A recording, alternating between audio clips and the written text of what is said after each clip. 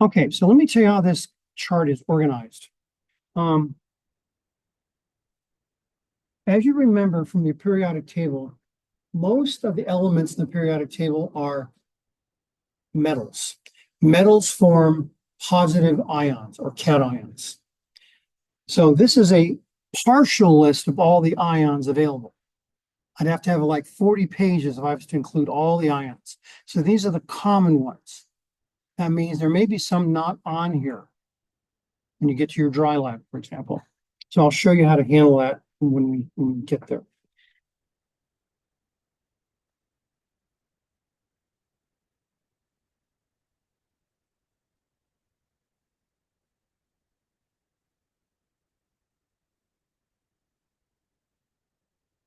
Okay, so there's ionic,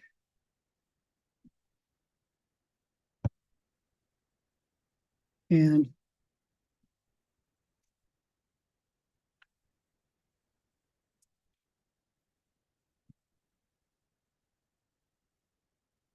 covalent, and acids naming. Again, the acids we're going to be getting into in Unit 5. So today in dry lab, you're only to do the molecular ones and covalent ones. So in your dry lab, if you see anything with an AQ, skip that, because that's going to be an acid. Also, if it says acid. Now, what we need to do in this subunit here is I'm going to give you the name, you write the formula, give you the formula, you write the name, and back and forth. The first thing you need to figure out, though, is it ionic or molecular? Because the naming conventions aren't the same. So step number one is, what is it? Okay. So there are ionic, many teachers teach you that an ionic compound is a metal and a non-metal. The problem with that is that doesn't cover everything. What I do is I teach ionic like this.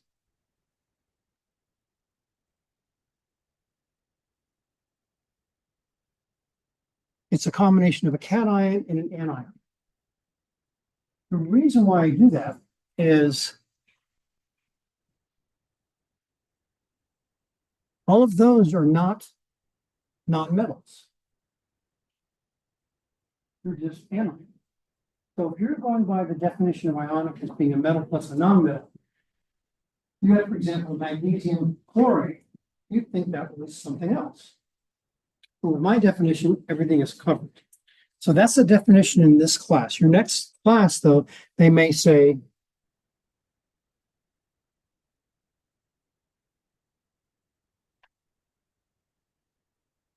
but keep in mind, though, that that's a narrow definition. A lot of books use that too. For decades now, I've been fighting that. Okay. So step number one.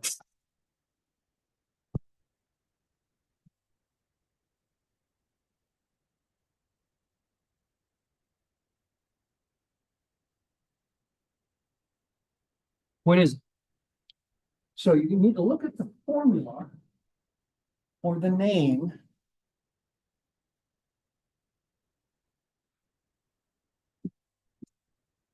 For example, sodium chloride. Okay, that's made up of sodium atom coupled to a chloride. The question is that ionic or molecular? Well, using my definition, we have to have a cation and an anion. So we go down to sodium. Sodium's a cation. Now, circle there. What about chloride? Up here to chloride.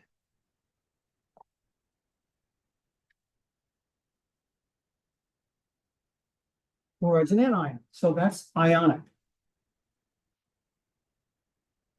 Okay, does that make sense? So the left are cations and the right are anions.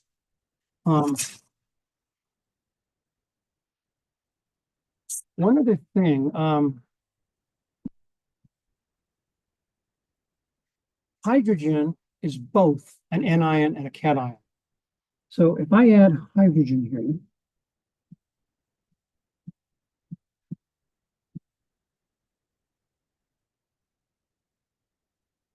it applies to acids only. Otherwise, hydrogen is an anion. Oh, it's hydride. And a material here. Okay, so until we get to unit 5, we're not going to be looking at hydrogen as a cation, only as an anion. Okay, so now we know that sodium chloride is ionic.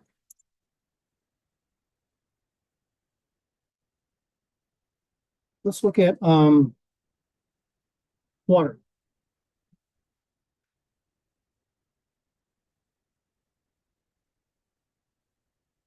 Actually, water is not a good example.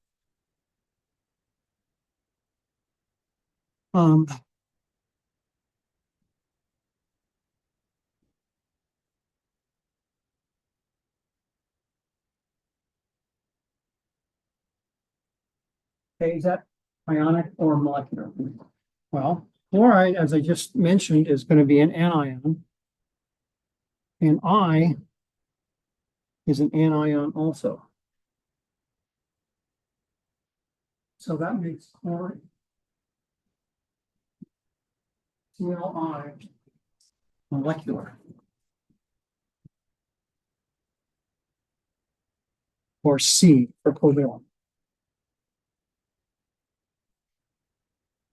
Okay, we're going to cover the molecular or covalent way of naming things first, because most students feel that's the most straightforward.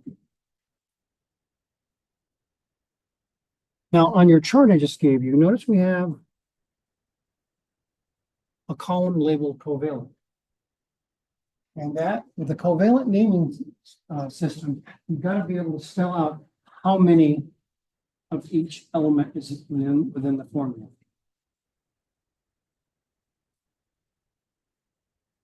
So CLI.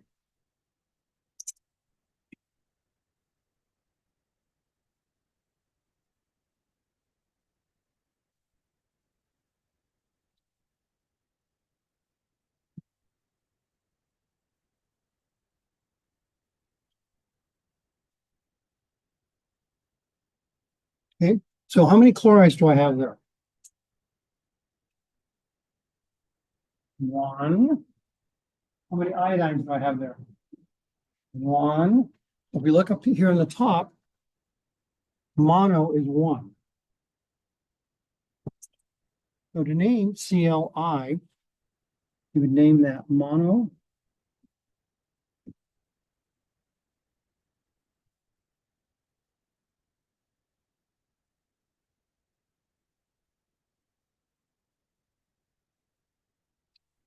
Just like it appears on here.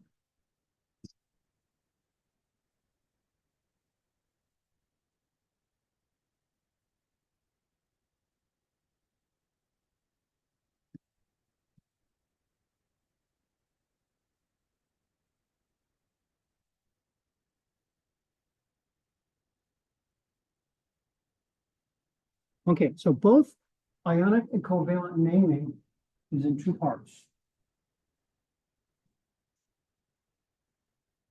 Whenever you have mono, for the first one, it's optional. We could have named this chlorine monoiodine or monochlorine. This is supposed to be chlorine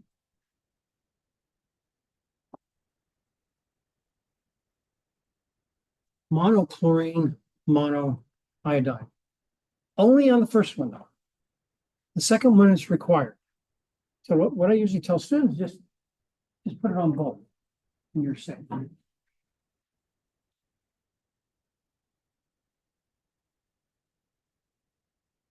Okay, so let's try another one here.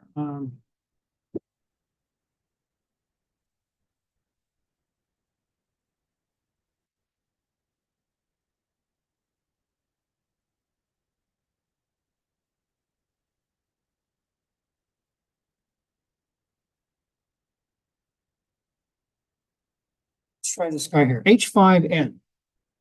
Okay, first step, is it ionic or molecular? Well, H. What is H? Is that anion or cation? Anion, okay. Nitrogen, what's that?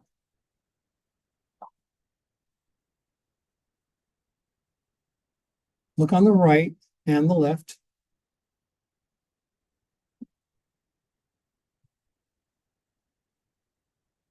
It's also an anion. So we have anion, so it's molecular.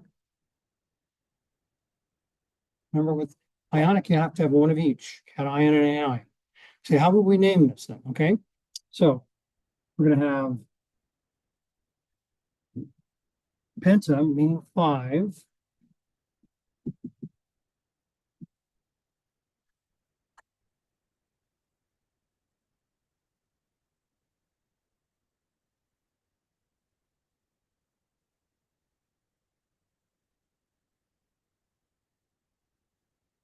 Okay, so penta nitrogen mono nitride. Excuse me. Yeah, come in. Hydrogen.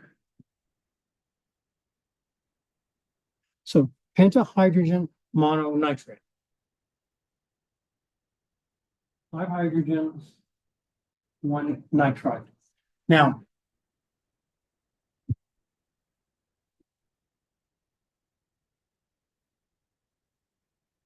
this is always an ide over here. Always an ide.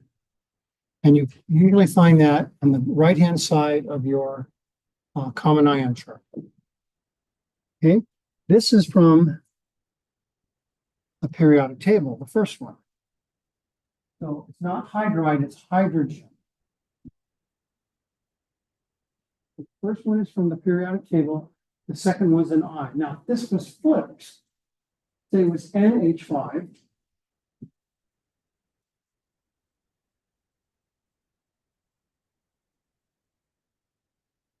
The names can be different. So, always in 2 parts. So, nitrogen.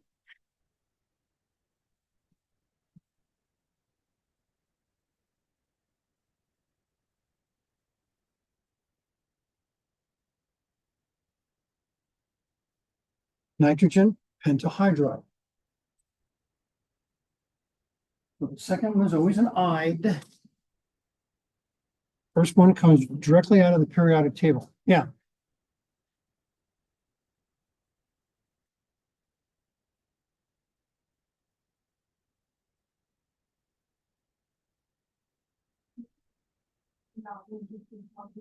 Yeah, now calcium chloride happens to be ionic. So it's different for ionic stuff. Exactly. So her point is, if we have the ionic one, which I'm going to show you in a minute, the monoditride is only for molecular or covalent. No exceptions. The ionic ones is another way you can tell the numbers. It's going to be charge cancellation. Okay. I could have also said nitrogen pentahydride, because remember the mono in the beginning is optional. I like to put it in personally, because then it's consistent that way. Okay, does that make sense?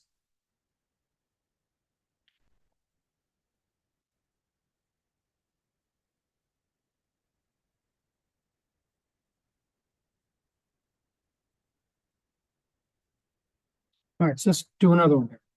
Cl3O7, ionic or molecular? Well, Cl is chloride on the right, and O is oxide on the right. So it's 2 anions, so it's molecular. So it's going to be trichlorine.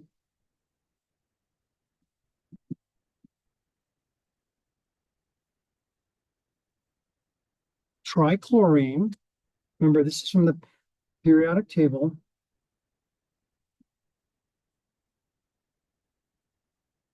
And then it's going to be an ide, so that's going to be hepta oxide. The trichlorine hepta oxide. Hepta 7.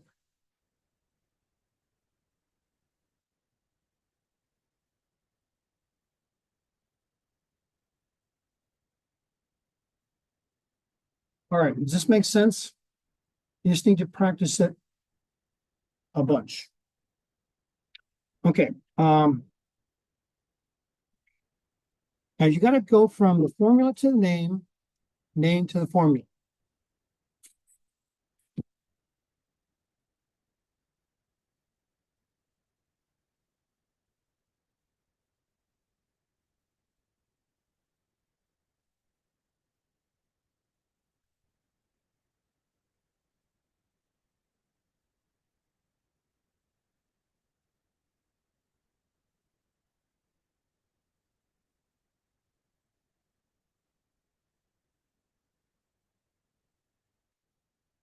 Okay. Hexanitrogen monoxide. How would I write the formula for that? How many nitrogens are there? 6. 6 nitrogens. How many oxides? 1. So N6O. Now, your trial out today is going to give you practice doing all these. Also,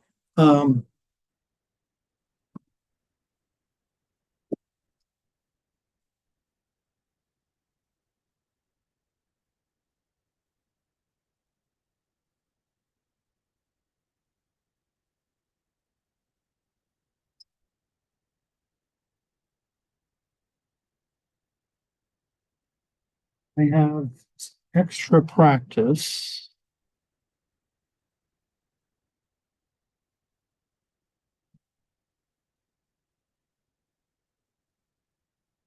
Last time I taught this, I covered this in Unit 2. So it's under Unit 2. So I've got 3 worksheets here. Naming covalent, naming ionic and covalent together, and then naming ionic covalent compounds together as well. So besides the dry lab, lots of practice for you with answers.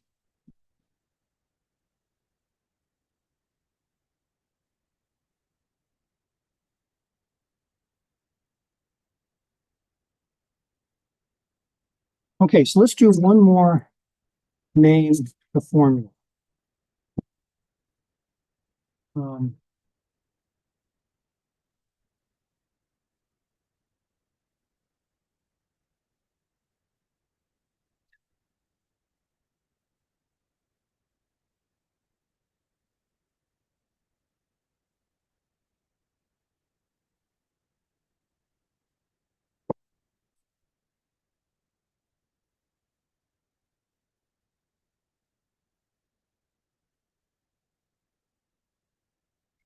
Now, whenever you see a name and you see mono, di, tri, etc., and it's automatically molecular because ionic is not allowed to put those in. So as soon as you see that, you automatically go, oh, this is covalent or molecular. You see any mono, di, tri. So this is a penta and a di. That means it's automatically molecular. Okay, penta is 5, so we have 5 chlorines, 2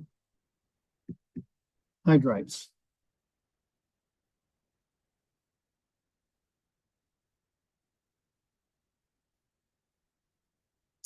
So again, this comes directly from the periodic table, and that is always an ide from your common ion chart.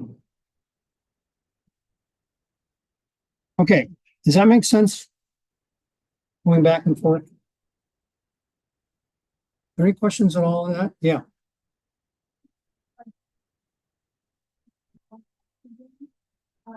Is anything possible in dichlorine monoxide, not dichlorine oxide?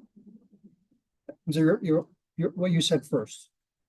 The only with the mono, you don't think it it's like just regular oxide, like the one. Yeah, so the mono, if it's on right side, you have to put mono there. If it's on the left, it's optional. So I'm saying, put it in both, then you don't have to remember. One less thing to remember. See, you can tell I don't remember stuff very well. So I have all these gimmicks, so you don't have to worry about memorizing. Okay, so let's go into ionic now.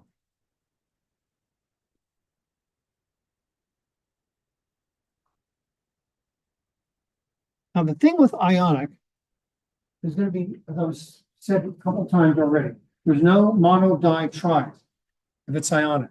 No exceptions. So we've got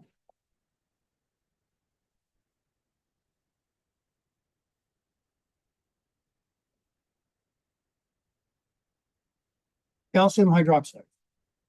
So first of all, is it ionic or covalent or molecular? Well, I've already said it's ionic because calcium is a +2 ion.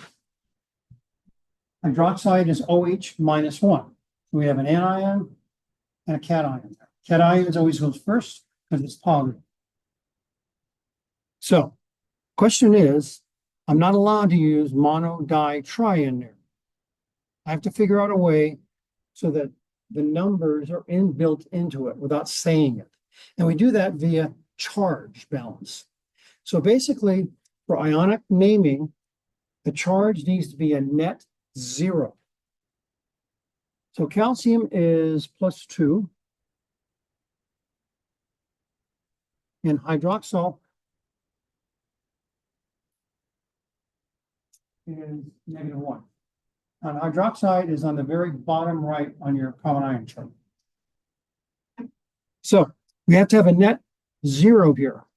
If we add +2 and -1, we end up with a +1.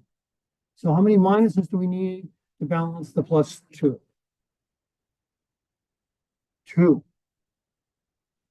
See, the math in this chapter is not too bad. Okay, so that means calcium is Ca. Hydroxide is -1, so we need 2 of those.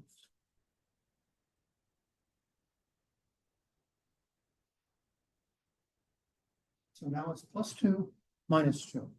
Net charge is 0.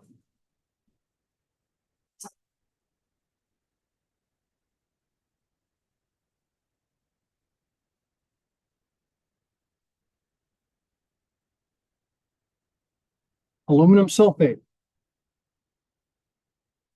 So that's ionic. Aluminum's on the left. Sulfate is on the right. Sulfate is SO4.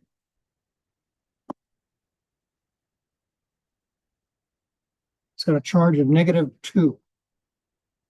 Aluminum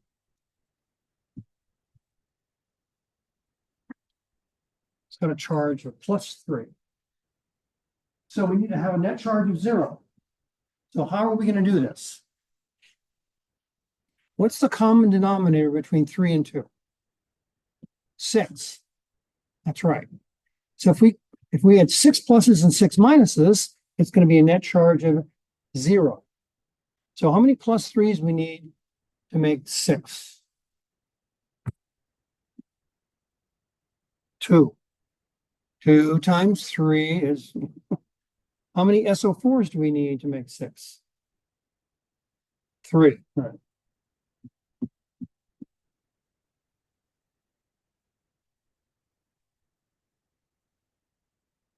So aluminum sulfate. Now, if we look at our common ion chart,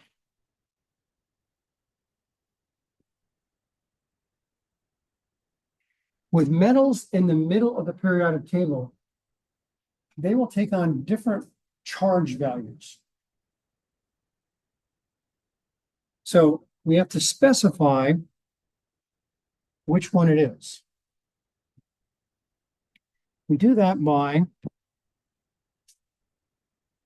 putting the charge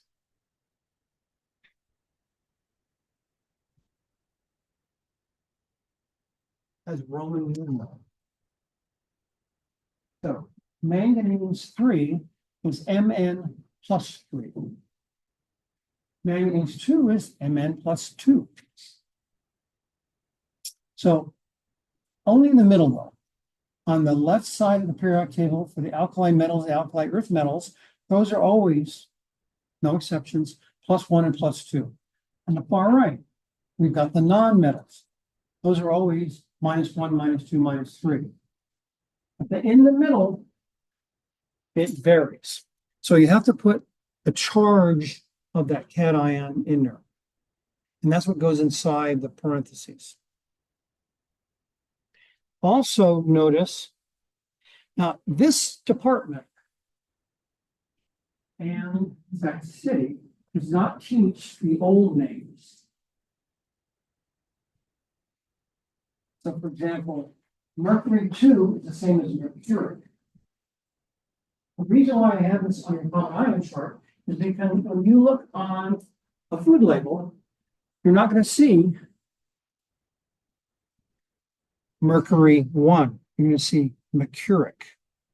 If you pick up a pesticide, you're not going to see Mercury 1, you're going to see mercurous. So about 50 years ago, they changed this labeling in the analytical chemistry circles from that to this. Now, this is much more straightforward. It's just not used anymore or used very much. Now, if you become a biologist or something like that, you're going to be probably seeing the Mercury 1s, Mercury 2s. You're not going to see the mercurous or the mercuric. But if you go into food science or a lot of the other disciplines that use chemicals, they're going to be using the old names. So you have both there. I gave you both. And there's not a common name for everything anymore. There used to be back in the alchemy days. That's where these were come from. But we never see some of these used very much in like food and stuff. So they don't have a common name anymore. All right, so let's practice doing this.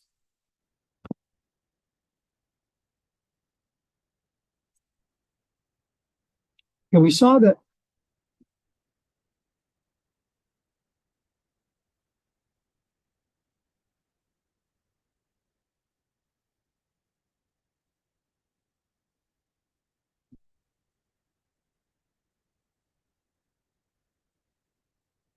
it's Al2SO4.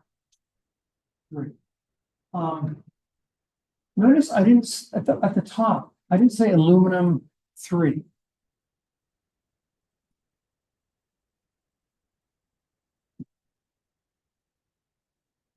The reason why I didn't say aluminum 3 is because aluminum is only 3. It's never anything else. So if you find the cation is in the middle, make sure you check if there's different versions of it. If it's on the far left, far right, there's only one thing, so you can, it's optional to put in if you want.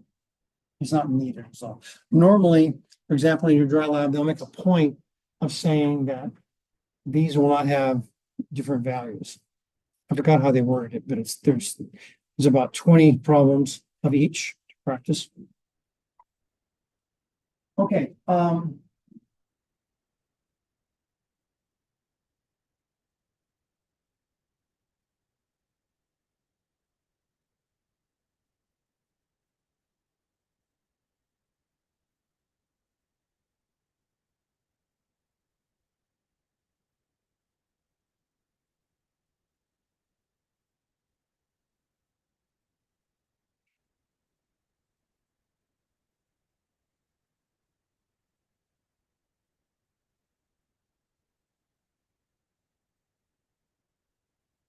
Okay.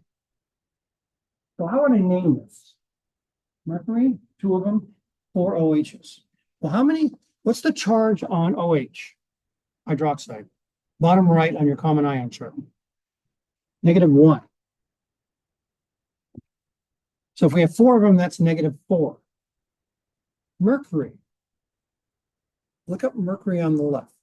How many mercuries are there? 2. So which one is it here? Plus.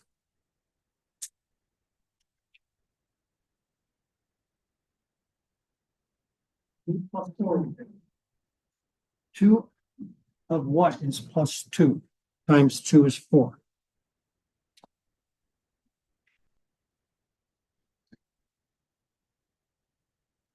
Well, for sure, the hydroxide.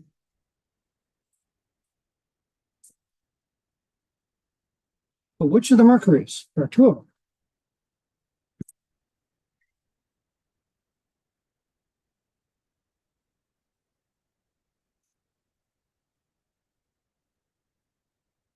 And mercury's tricky. And mercury 1 says what? Mercury 1 says that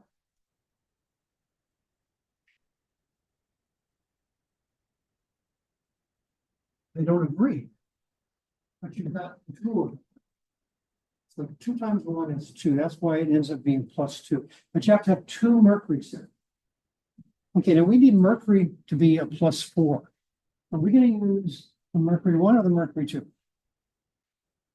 Mercury 2, because 2 times 2 is 4. Over here,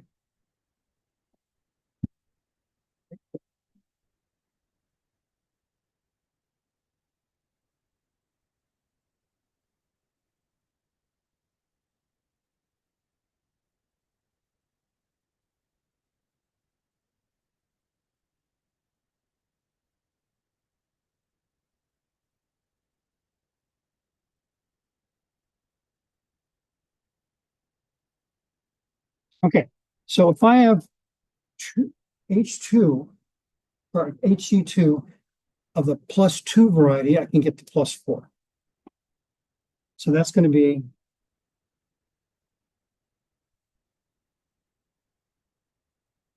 mercury 2.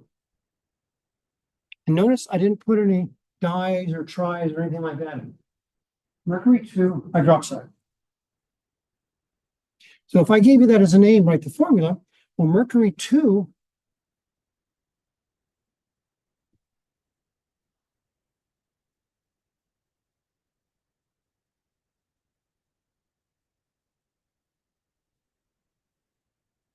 hydroxide.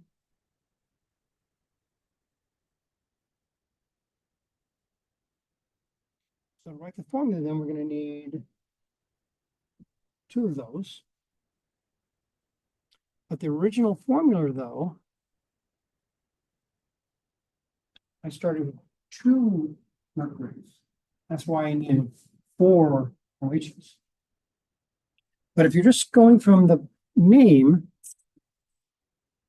that would be it. And I would put these closer together.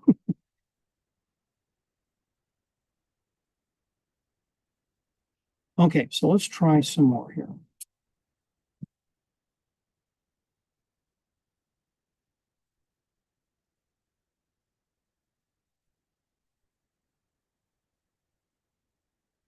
Okay, so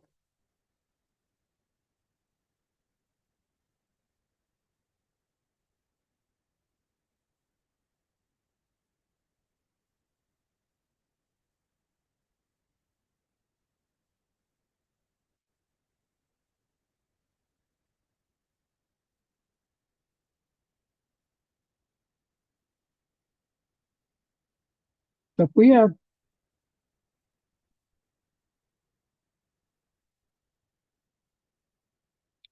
VO, what's the name of that? V is vanadium. And if you look on the left side of your common ion chart, you'll see the vanadium comes in multiple charges. So which one is it? Well, oxygen only comes in one charge. It's a -2.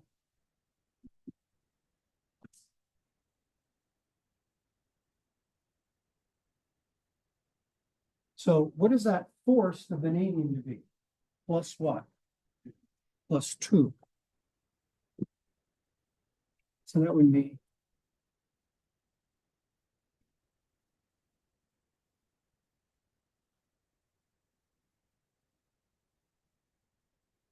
vanadium 2 oxide.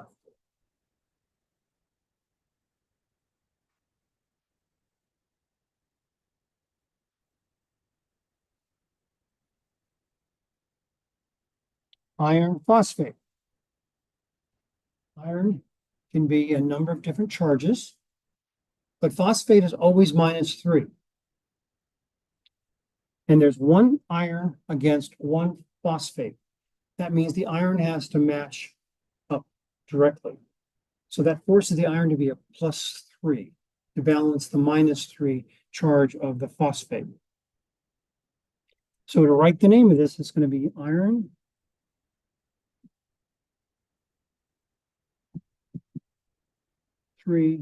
phosphate.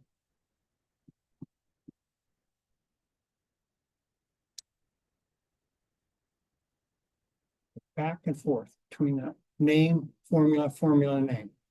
But the first thing out of the chute you need to determine is it ionic or covalent.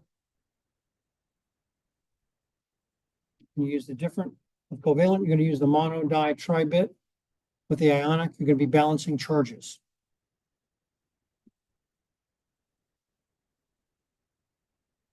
So this is just a matter of practice. And between the dry lab and my additional worksheets, you have an opportunity to practice it a lot. Now we have a fall break coming up, the week of the 14th. So that would be a good time to be practicing this stuff. Also, if you're interested in doing the extra credit project, that would also be a good time to put that together. Okay, so what I'd like to do now, are there any questions about the ionic? Okay, now, again, I'm going to give you that common ion chart for your tests. You don't have to memorize any of that. And if you do enough of these, you're going to find a lot of repetition. You'll see aluminum used a lot, the different transition metals in the middle of the periodic table, where you have to specify what charge it is. And you won't have to use the common ion chart. But again, I want to remind you that most likely your 1A instructor or 3A instructor will have you memorize a portion of the most popular ones. 2A may or may not, depends who you get. Like if I was teaching 2A, I would be giving you the common ion chart.